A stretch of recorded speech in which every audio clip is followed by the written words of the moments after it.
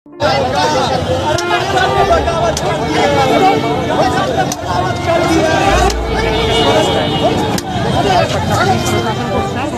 को देख करके अंदाजा लगाइए कि एडीएम तो है ही नहीं, एडीएम है नहीं, ये बात मैं दावे के साथ कहता हूं। अगर एडीएम बना भी होगा ना, घूस दे के बना होगा। अगर पढ़ के बना होता, जिम्मेवारी समझ के बना होता, लोगों के कल्याण के लिए बना होता, जनता की सेवा के लिए बना होता, तो ऐसा तब बिल्कुल कोई अधिकारी करता ही नहीं। जिस प्रकार का करनामा बीच सड़क पे, जरा देखे उस लड़का के हाथ में तिरंगा भी है और तिरंगा लेकर के बच्चा चिल्ला रहा है। उसके दिल में शायद ये बात थी कि मेरे हाथ में अगर तिरंगा रहेगा ना तो एडीएम साहब या कोई भी पुलिस के लोग हमें मारेंगे नहीं। लेकिन जितनी क्या कहेंगे एडीएम साहब जिस तरह से छात्रों पर लाठी बरसा रहे हैं, लग रहा है कि फुटबॉल खेल रहे हैं। जिस प्रकार से लाठी एडीएम ने छात्रों पे बरसाया है, शिक्षक अभ्यर्थियों पे बरसाया, ठीक उससे जोरदार डंडा उनके बाल बच्चों पे, उनके बेटी और बेटा पे चलना चाहिए। दावे के साथ ये बात करता हूं कि अगर उस प्रदर्शन में मैं होता ना तो बाकी सभी पत्रकारों की तरह चुपचाप वीडियो बनाने का काम नहीं करता। उस एडीएम से मैं पंगा लेता, चाहे मुझे मौत के घाट भी उतार देता, मुझे कोई फर्क नहीं पड़ता। मैं सभी छात्रों के साथ हूं।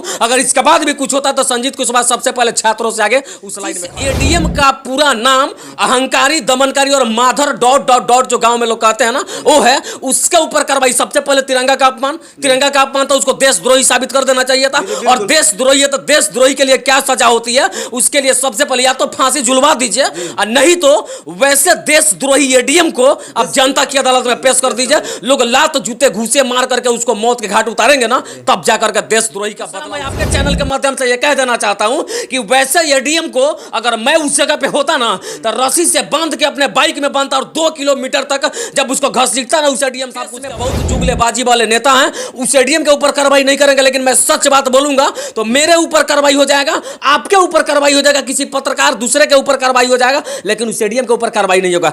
जितनी बेरहम तरीके से ई फाड़ के जो एडीएम साहब ने छात्रों को मारा है ना, उतनी बेरहम तरीके से चिरान मशीन पे ले जाके उनको भी 100 फाड़ा फाड़ देना। 15-20 दिन पहले का बात कर ली, जब बीजेपी सत्ता में थी तो इतने सारा लूटपाट, बलात्कार और न जाने हत्या की बहुत सारी घटनाएं होती थी। बीजेपी का एक भी ट्वीट आप देखे थे?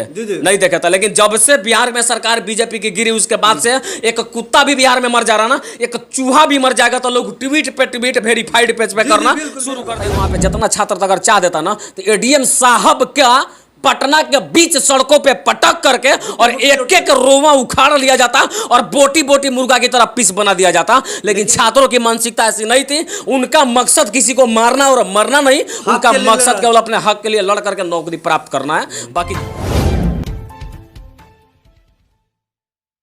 संजीत भैया, पटना का एडीएम साहब का एक वीडियो वायरल हुआ है, आप देखे हैं कि नहीं देखे हैं? एडीएम साहब बोल रहे हैं, आप उसको साहब कैसे बोल दिए? आप साहब कैसे बोल दिया उसको? उसके साहब, उसके अंदर साहब कहलाने लायक कोई भी गुण नहीं है। कैसा नहीं कहेंगे? एडीएम का मतलब दूसरा कुछ होता है, लेकिन ये जो कारनामा किया है ना, इसके लिए एडीएम का मतलब मैं आपको समझाता हूं। इस एडीएम का पूरा नाम, ए का मतलब अहंकारी, डी का मतलब दमनकारी और एम का मतलब देहात में एगो शब्द लोग प्रयोग करता है जिसका नाम माधर, और उसके बाद में लोग कुछ कहता है वो हमको कहना नहीं चाहते हैं। और बाकी उसका करतूत जो दुनिया देख रही है ना, उसके लिए उसको फांसी पे भी चढ़ा दिया जाए ना, उसके लिए वो भी कम होगा। क्या कार्रवाई होना चाहिए एडीएम का पास साहब के साथ? क्या कार्रवाई होना अच्छा, चाहिए? एक बात बताइए, कार्रवाई का तो बात का बात है। इस देश के युवाओं को और इस देश के लोगों को आंदोलन करने का अधिकार है कि नहीं है, ये सबसे बड़ा सवाल है। तो जब सड़क पे कभी किसान उतर जाते हैं, कभी छात्र उतर जाते हैं, कभी सेना के लोग उतर जाते हैं, अगर इस प्रकार से देश के सभी लोग बारी बारी से सड़कों पे उतरे तो आप डंडा बरसा दीजिएगा। देखा जा रहा था शांतिपूर्वक वहां पे जो आंदोलन कर रहे थे लोग, फिर भी वहाँ एडीएम साहब आते हैं और तिरंगा का भी अपमान भी करते हैं। अब शांतिपूर्वक प्रदर्शन में एडीएम साहब के जो धौंस दिखा रहे थे ना, इस हिसाब से उनके पूरे परिवार के लोगों को खींच के सड़क पे मारा जाए ना,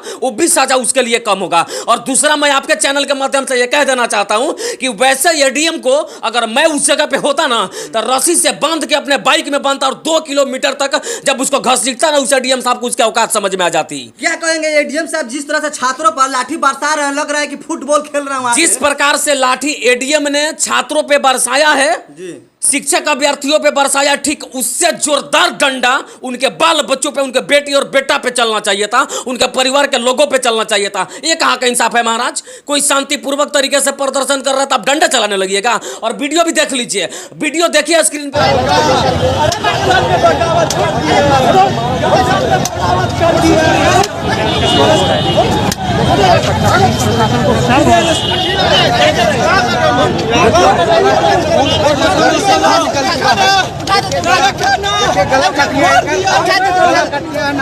चल रहा और वीडियो को देख करके अंदाजा लगाइए कि एडीएम तो है ही नहीं, एडीएम है नहीं। ये बात मैं दावे के साथ कहता हूं। अगर एडीएम बना भी होगा ना, घूस दे के बना होगा। अगर पढ़ के बना होता, जिम्मेवारी समझ के बना होता, लोगों के कल्याण के लिए बना होता, जनता की सेवा के लिए बना होता, तो ऐसा तब बिल्कुल कोई अधिकारी करता ही नहीं।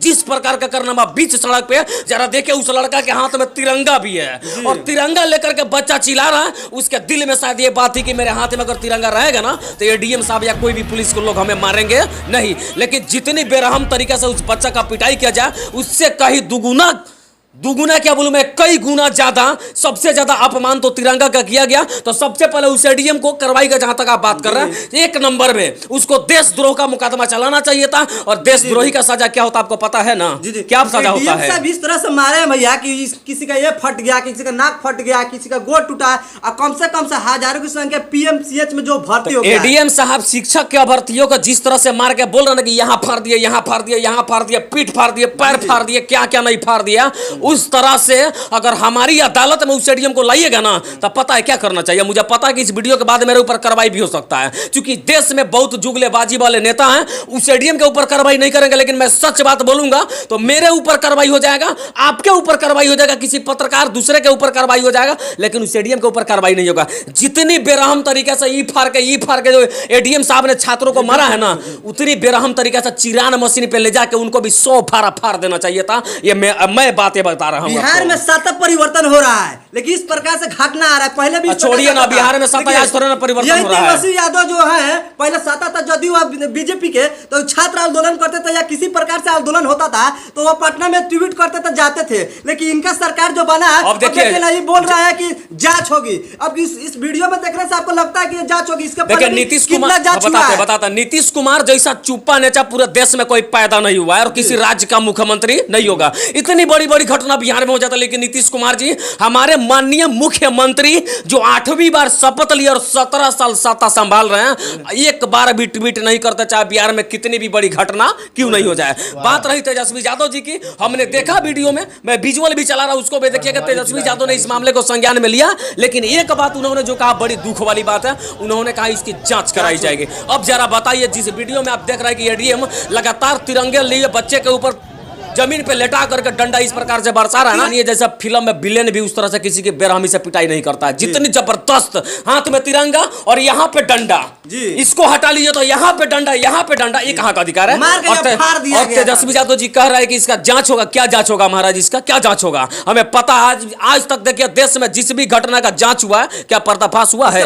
बीपीएससी का जो लीक हुआ था कॉपी, उसका जांच क्या करेंगे? क्या करेंगे ये लोग? थोड़ी देर के बाद उस एडीएम को जाति पाति में बांट दिया जाएगा, जाति पाति के नाम पे उसको बचा लिया जाएगा, और बच्चे के छात्र, उनको नौकरी मिल गई तो मिल गई, नहीं तो ऐसा ही पिटाई तो इतना जबरदस्त पड़ेगी पूरी जिंदगी भर। जब पुरबैया बहेगी ना और जब पच्चा चलेगी, उसका पूरा हड्डी जोड़ दर्द करेगा। जहां तक अपने एडीएम के ऊपर कार्रवाई का बात के मैं आपको बता देता हूं, थोड़ा सुन लीजिए मेरा। उस एडीएम के ऊपर क्या कार्रवाई करना चाहिए? जिस एडीएम का पूरा नाम अहंकारी, दमनकारी और माधर ...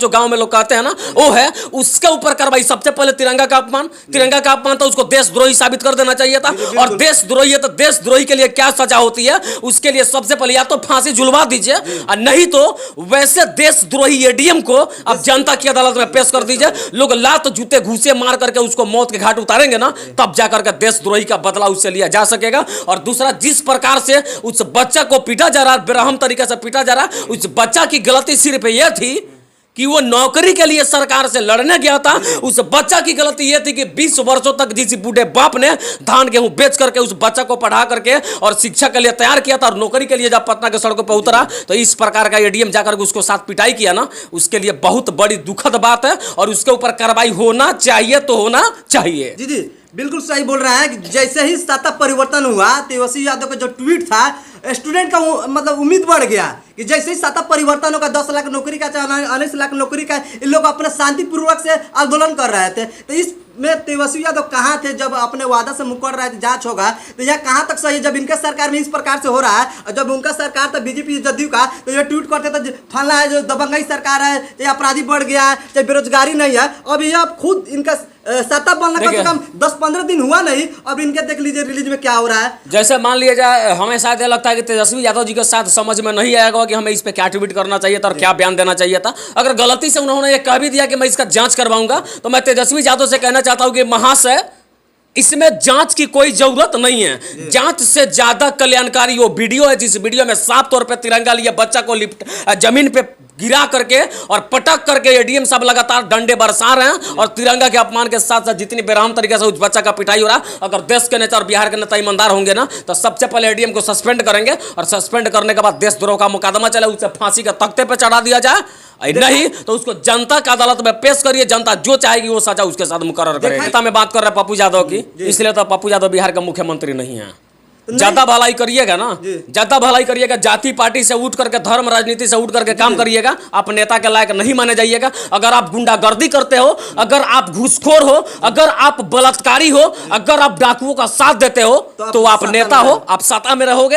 अगर जब तक आप ईमानदार रहोगे तब तक आपको सत्ता नहीं मिलेगी। यह बिहार का नहीं, पूरे देश का इतिहास बताता है। जो बीजेपी वाले जो है, बहुत सारे विधायक जो इनका हमेशा एमएस वीडियो वायरल होता है, ये ट्वीट करते हैं कि ब्रह्मांड का सबसे बड़ा पार्टी है। कहाँ है वो ब्रह्मांड का सबसे पार्टी? तो जाइए ना ब्रह्मांड का पार्टी। देखिए, मैं किसी पे टिप्पणी नहीं करना चाहता था, लेकिन आप खुरद रहे हैं बातों को। जैसे शाहनवाज हुसैन को देख लीजिए, सुनिए, गुस्सा आ रहा है कि बीजेपी वाले कहते हैं कि ब्रह्मांड का सबसे बड़ा पार्टी। छोड़िए ना, देखिए अभी 15-20 दिन पहले का बात कर लीजिए, जब बीजेपी सत्ता में थी तो इतने सारा लूटपाट, बलात्कार और न जाने हत्या की बहुत सारी घटनाएं होती थी। बीजेपी का एक भी ट्वीट आप देखे थे? नहीं देखे था। लेकिन जब से बिहार में सरकार बीजेपी की गिरी, उसके बाद से एक कुत्ता भी बिहार में मर जा रहा ना, एक चूहा भी मर जाएगा तो लोग ट्वीट पे ट्वीट वेरीफाइड पेज पे शुरू कर दे रहा है। तो ये सभी नेता लोग कहां थे? अगर आपको लगता है कि गलत हुआ है तो एडीएम के खिलाफ आपने प्रदर्शन क्यों नहीं किया? और राजनीति से मैं जोड़ के इसको नहीं देखना चाहता, ना ही किसी पार्टी पे मैं ट्वीट करना चाहता हूं। लेकिन मैं जाते जाते कहना चाहता हूं कि तेजस्वी यादव जी, इसमें जांच की कोई जरूरत नहीं है। सबसे पहले उस एडीएम को आप देशद्रोह घोषित कर दीजिए, उसको बर्खास्त करिए। जेल भेजने की तो बात मैं नहीं करूंगा। अगर आपके कानून से अगर हो पाई तो उसको फांसी के तख्ते पे चढ़ाइए, अगर नहीं हो पाई तो मेरा मानिए तो उसको जनता की अदालत में छोड़ दीजिए। जनता जो चाहेगी वो सजा उसको मुकर्रर कर। संजीत कुशवाहा एक स्वतंत्र पत्रकार है, उनको क्या संदेश देना कि संजीत कुशवाहा के से क्या उम्मीद है कि इनके आपके चैनल के माध्यम से बहुत सारे जो आप न्याय दिलवाते हैं, स्टूडेंट के लिए भी लड़ते हैं, पटना में जाकर बहुत सारे लाठी भी खाए हैं, क्या आप उन लोगों का क्या आपके तरफ से क्या साथ देंगे? देखिए, सभी छात्रों को मैं कहना चाहता हूं कि हम लोग आपके साथ खड़ा है। भले मेरा तबियत पिछले 4-5 दिनों से खराब था, इस वजह से मैं पटना नहीं जा पाया था, नहीं तो मैं जाता। और मैं दावे के साथ ये बात करता हूं कि अगर उस प्रदर्शन में मैं होता ना, तो बाकी सभी पत्रकारों की तरह चुपचाप वीडियो बनाने का काम नहीं करता। उस एडीएम से मैं पंगा लेता, चाहे मुझे मौत के घाट भी उतार देता, मुझे कोई फर्क नहीं पड़ता। मैं सभी छात्रों के साथ हूं। अगर इसके बाद भी कुछ होता तो संजीत कुशवाहा सबसे पहले छात्रों से आगे उस लाइन में खड़ा रहेगा। इस प्रकार से आए दिन होता है और संजीत भैया सबसे आगे रहता है। सच बात है कि अगर पटना में होते तो शायद एडीएम साहब जिस तरह से वो व्यवहार कर रहे हैं वहां पे, शायद उनका पसीना छोड़ा देते। मैं उस एडीएम को उसका औकात भी दिखा देता। और बाकी एडीएम का पूरा नाम एक बार मैं फिर से जाते बताना चाहता हूं कि बाकी सभी एडीएम साहब के लिए मैं दूसरा शब्द प्रयोग करता हूं, लेकिन इस एडीएम के लिए ए का मतलब अहंकारी, डी का मतलब दमनकारी और एम का मतलब माधर डॉट जो देहात में कुछ गाली के शब्द में लोग प्रयोग करते हैं। मैं कहना नहीं चाहता, मुझे कहने में भी थोड़ा सा लज्जा आ रहा, लेकिन समझ सकते हैं। बाकी सभी लोग माधर डॉट का मतलब क्या होता है सभी लोग समझ सकते हैं। और बाकी उस एडीएम के साथ सरकारी कार्रवाई करे तो करे, नहीं तो सभी छात्रों को एक साथ मिल करके उसके ऊपर बिल्कुल अगर बताइए वहां पे जितना छात्र अगर चाह देता ना, तो एडीएम साहब का पटना के बीच सड़कों पे पटक करके और एक एक रोवा उखाड़ लिया जाता और बोटी बोटी मुर्गा की तरह पीस बना दिया जाता। लेकिन छात्रों की मानसिकता ऐसी नहीं थी। उनका मकसद किसी को मारना और मरना नहीं, उनका मकसद केवल अपने हक के लिए लड़ करके नौकरी प्राप्त करना है। बाकी जाते जाते यही संदेश है कि आप लोग डटे रहिए, लड़ते रहिए, हम लोग आपके साथ हैं। बाकी जहां भी जरूरत पड़ी संजीत कुशवाहा आपके लाइन में सबसे पहले खड़ा रहेगा। इस वीडियो को ज्यादा से ज्यादा शेयर कीजिए ताकि ये फिर आगे के जो अपडेट है आपको मिलता रहेगा। और जितना भी स्टूडेंट इस वीडियो को देख रहा है, ज्यादा से ज्यादा शेयर कीजिए कि ताकि वो ऊपर तक बात जाए। तब तक धन्यवाद।